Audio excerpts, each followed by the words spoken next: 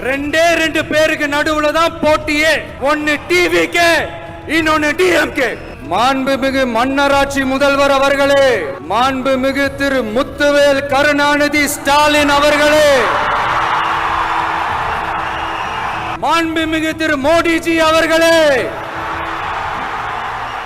பேரை மட்டும் வீராப்பா சொன்ன பத்தாதவர்களே, செயல்லையும் ஆட்சியிலையும் அதை காட்டணும் அவர்களே. நேத்து வந்தவெல்லாம் முதலமைச்சர் ஆகணும்னு கனவு காண்றான்னு சொல்றீங்க, அது நடக்கவே நடக்காதுன்னு சொல்றீங்க. அப்படியே எந்த கட்சிக்கும் இல்லாத நெருக்கடிய தமிழக வெற்றி கழகத்துக்கு மட்டும் போட்டுக்கிட்டே இருக்கிறீங்க. மாண்புமிகு மன்னராட்சி முதல்வர் அவர்களே, உங்க ஆட்சியை பத்தி கேள்வி கேட்டா மட்டும் ஏன் சார் உங்களுக்கு இவ்வளவு கோபம் வருது?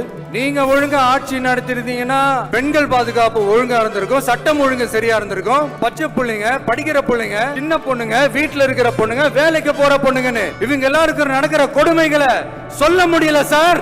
இதுல வேற உங்களை அப்பான்னு வேற கூப்பிடுறாங்கன்னு சொல்றீங்க. ஒரே நாடு ஒரே தேர்தல் நீங்க ஸ்டார்ட் பண்ணப்பவே புரிஞ்சிருச்சு பிரதமர் சார் உங்க பிளான் என்னன்னு, எங்கெல்லாம் எப்படியெல்லாம் எந்த திசைகள் எல்லாம் இந்த நாட்டை கொண்டு போலாம்னு.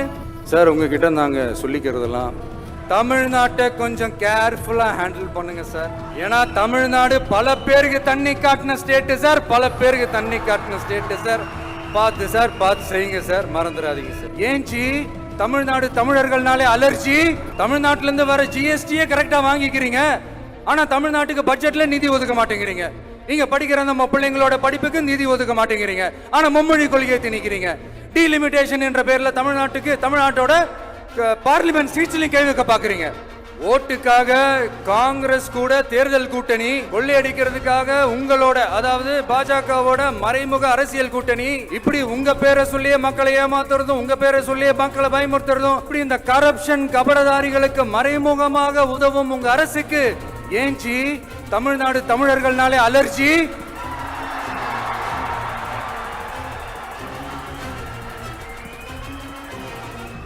அணை போட்டு ஆத்த வேணும்னா தடுக்கலாம், காத்த தடுக்க முடியாது. அதையும் மீறி தடுக்கணும்னு நினைச்சீங்கன்னா சாதாரணமா இருக்கிற காத்து சூறாவளியா மாறும், ஏன் சக்தி மிக்க புயலா கூட மாறும். சட்டம் ஒழுங்குன்னு ஒண்ணு இருக்கிறதாவே தெரியல. அதுக்கெல்லாம் இந்த கரப்ஷன் கபடதாரிகள் கவர்மெண்ட் தான் காரணம். அரசியல்னா என்னங்க? ஒவ்வொரு குடும்பமும் நல்லா வாழணும்னு நினைக்கிறது அரசியலா? இல்ல ஒரே ஒரு குடும்பம் மட்டும் தமிழ்நாட்டை சுரண்டி நல்லா வாழணும்னு நினைக்கிறது அரசியலா? நீங்களே சொல்லுங்க, எது அரசியல்? எல்லாருக்கும் நல்லது நடக்கிறது தானே அரசியல். அதுதான் நம்ம அரசியலும். கான்பிடண்டா இருங்க, நல்லதே நடக்கும், வெற்றி நிச்சயம். மீண்டும் சந்திக்கும் வரை நன்றி, வணக்கம்.